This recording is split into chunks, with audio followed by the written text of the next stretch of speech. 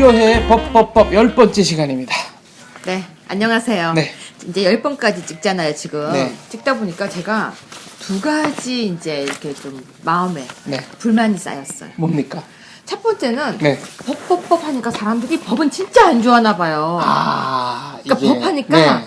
에이 싫어 이러나 봐요. 아니 이게 좋은 법, 이상한 법, 나쁜 법. 그렇든 어쨌건 네. 법과는 거리를 두고 싶다는 생각이 있나 봐요. 법 얘기가 나오면 일단 네, 제가 네. 정말 이걸 하고 있는 이유가 많은 사람들이 잘못된 법 네. 그리고 좋은 법 또 만들어서 안 되는 법을 알아야 한다는 그런 뭐 작은 사명감으로 네. 이걸 찍고 있잖아요, 우리가. 그런데 사람들이 그 마음을 몰라주는 것 같아서 좀 더 많은 사람이 봤으면 좋겠는데 그게 좀 아쉽고요. 네, 사실 법 없이도 살 사람들을 위해서 저희가 이 얘기를 하는 건데.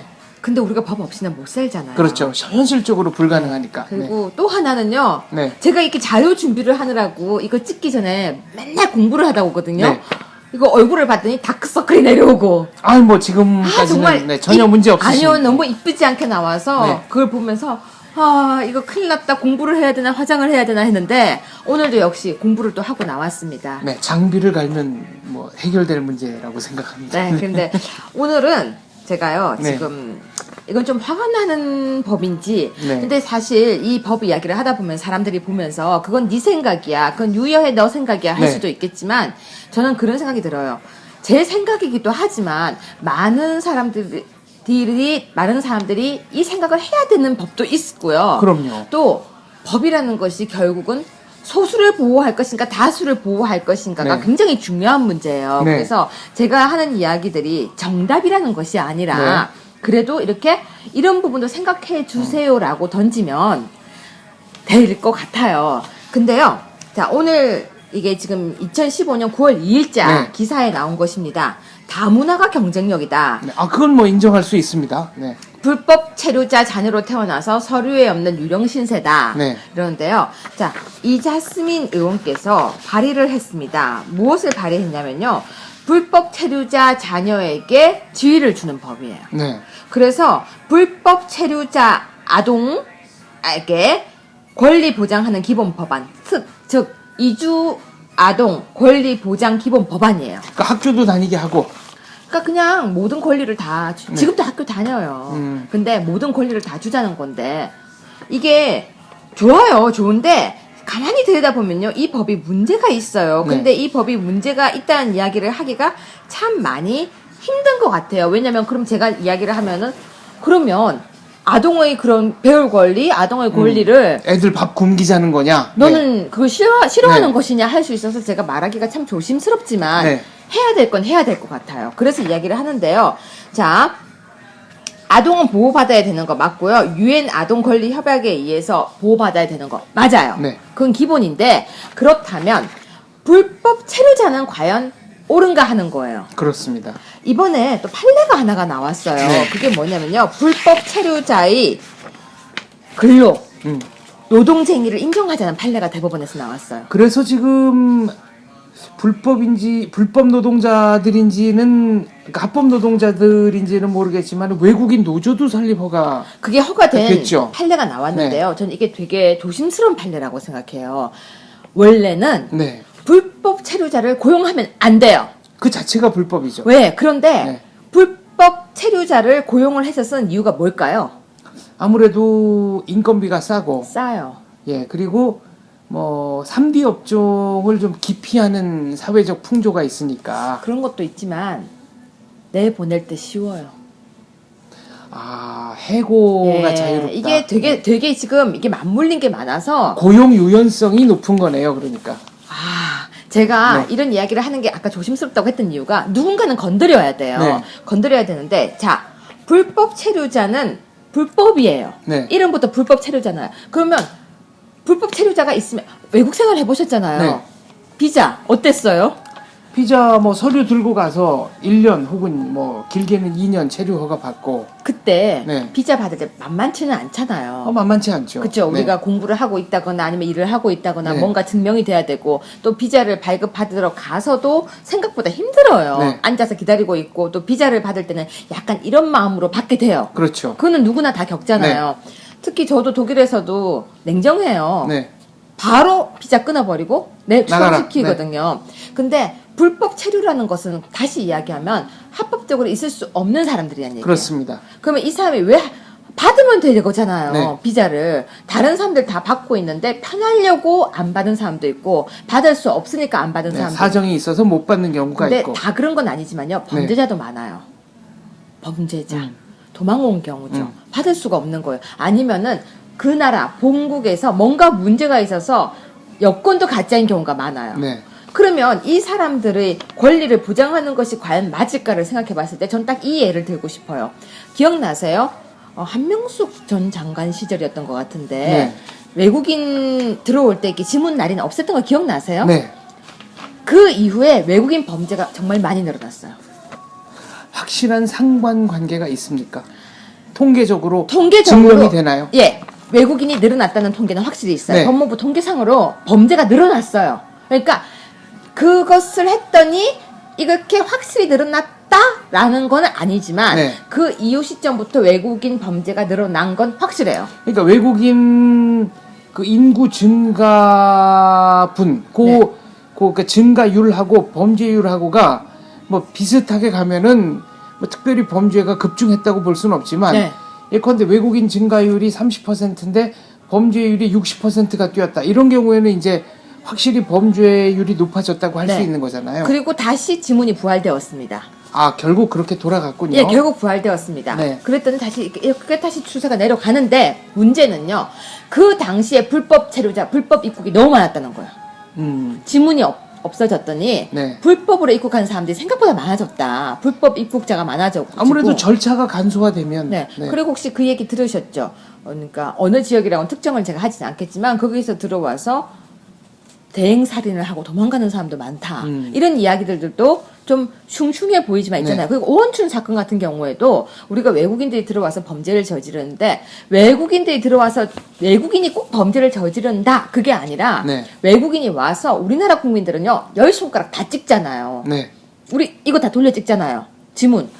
그랬나요? 주민등록증 받을 때 엄지는 찍었는데 우리 열 손가락 다 찍어서 돌려가면서 두두둑 찍어요. 기억이 안 나죠? 18살 때 일이어서. 아, 그랬나요? 네.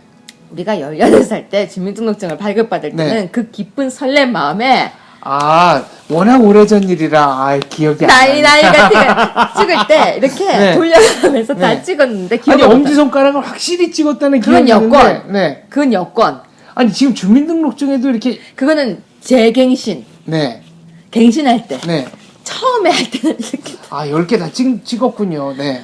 발은 안 찍었습니다. 네. 근데 그때 그렇게 다 찍고 우리는 들어왔기 때문에 우리는 웬만하면 검거율이 높아요. 네. 우리나라 검거율 높은 이유 중에 하나가 열 손가락 지문을 찍었다. 그것도 있거든요. 네. 근데 외국인들은 들어오면서 지문을 안 찍었으니까 검거가 힘든 거예요. 외국인 범죄자에 대한 범죄가 너무 네. 잡기가 힘들다. 네. 이런 얘기가 있는데 그런데 불법 체류자 아동에게 이 지위를 주게 되면 무슨 일이 발생할까요?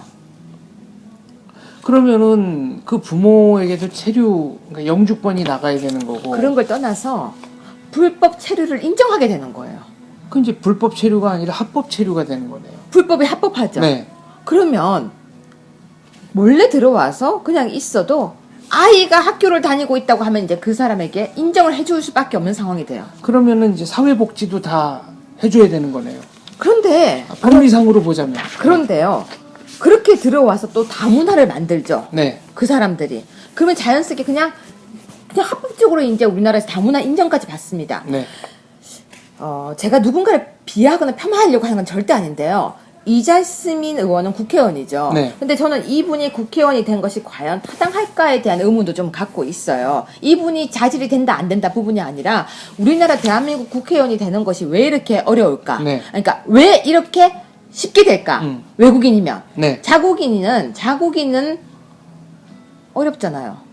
간단치 않죠. 국회의원 네. 해보셨어요? 아니, 해본 적 없습니다. 우리나라 국회의원 되는 거 쉽지 않거든요. 저는 이 후보조차 해본 적이 없는 사람이에요. 그쵸. 네. 근데 공천 받는 거 쉬울까요? 그거 뭐, 피 터지는 싸움이죠. 근데 이분은 왜 됐을까요?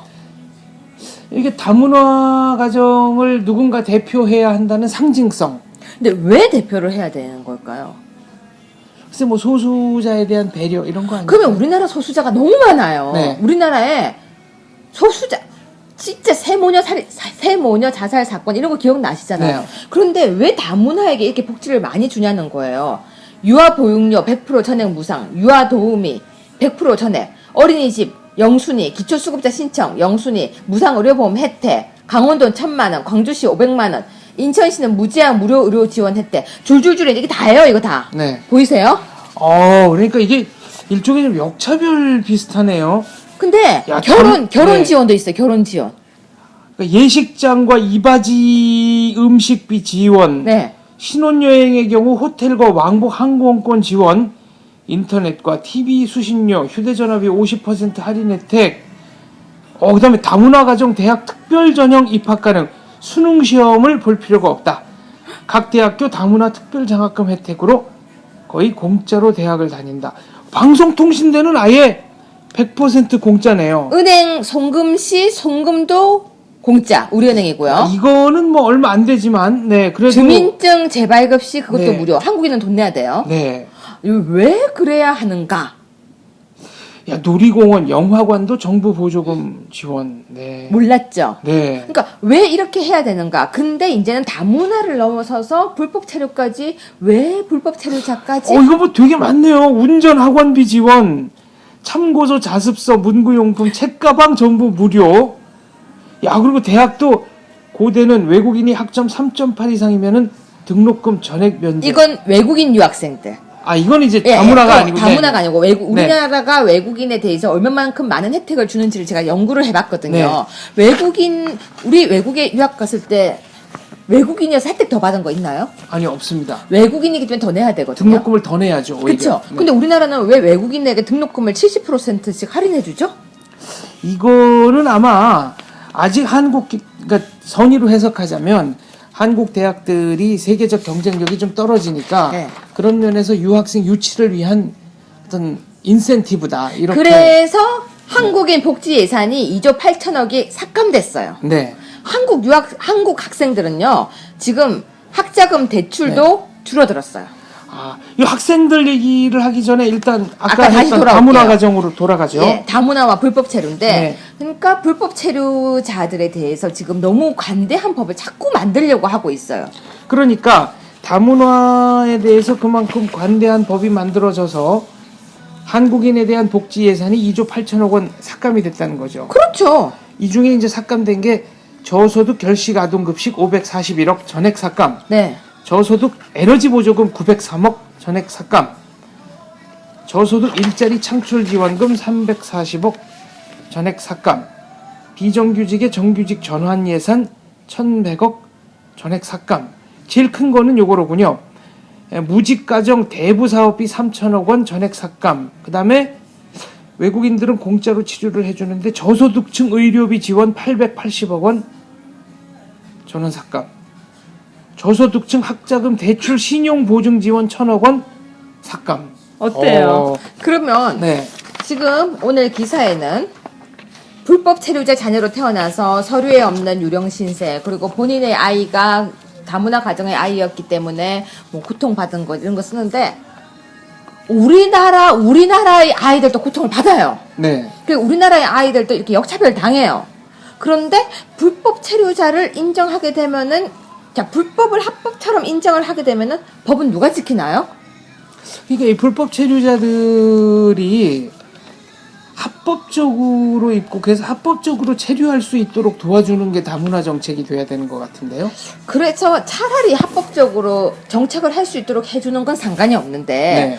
불법 체류자지만 자녀를 합법적으로 인정해주자. 저는 이건 아니라고 생각해요. 그래서 정말 여기 지금 보면요, 모든 신문 기사에도 불법 체류자 가정을 이렇게 계속 되게 많이 이렇게 써놨어요. 네. 근데 저는 불법 체류자 가정도 불쌍하지만 우리나라 사람들 중에서도 불쌍한 가정이 너무 많은데, 그들이 불법 체류자고 그들이 외국인이기 때문에 불쌍하다고 바라보는 것은 오히려 좋지 않다.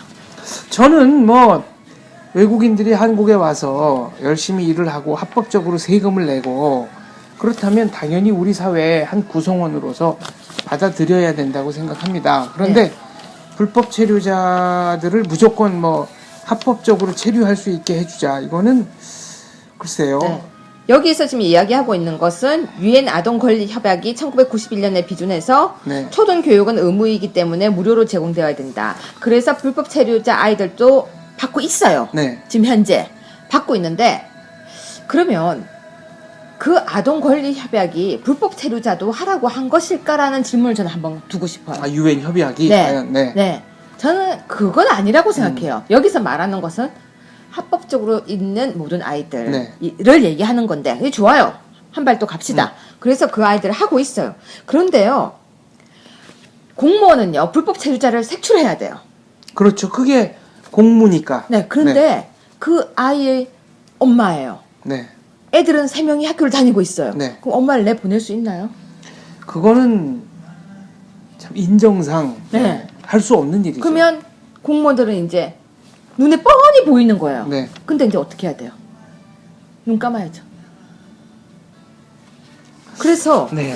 이게 참 안 맞는 것이다. 안 맞는 것인데 지금 자꾸 이 법을 자꾸 발의를 하고 계세요, 이분이. 네.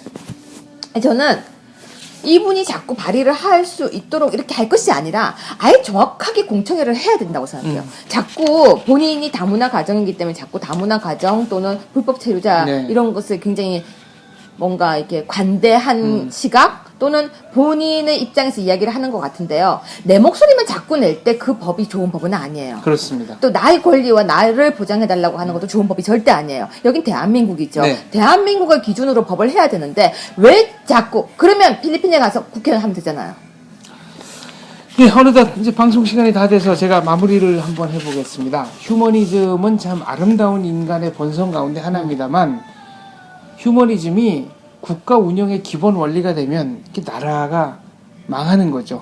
그러니까 이 방송을 보고 사람들이 저 여자는 아동들의 권리를 저렇게 한다고 생각하실지 모르겠지만 전 그게 아니라요.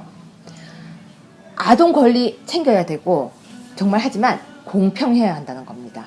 이게 그렇습니다. 네. 우리나라 아이들과 그 아이들이 공평해야 되고 불법 체류자 그럼 아이를 낳은 불법 체류자는 체류 허가를 주고 아이를 없는 사람은 체류 허가를 안 주는 것 이게 그럼 맞는 걸까요? 법은 누구에게나 공평하게 적용이 돼야 한다. 네, 이런 관점에서 저희가 한번 이 문제 짚어봤습니다. 맞습니다. 네, 감사합니다.